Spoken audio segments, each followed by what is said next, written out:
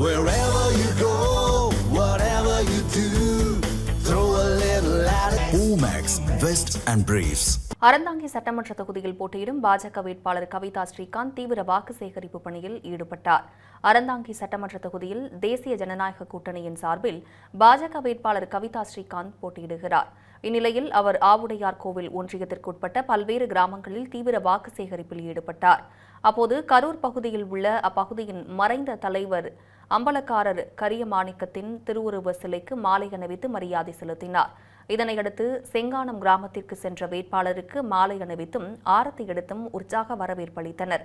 அப்போது மக்களிடையே பேசிய கவிதா ஸ்ரீகாந்த் அதிமுக மற்றும் பாஜகவின் தேர்தல் அறிக்கைகளில் இடம்பெற்றுள்ள மக்கள் நலத் திட்டங்களை விரிவாக எடுத்துரைத்து வாக்கு சேகரிப்பில் ஈடுபட்டார்.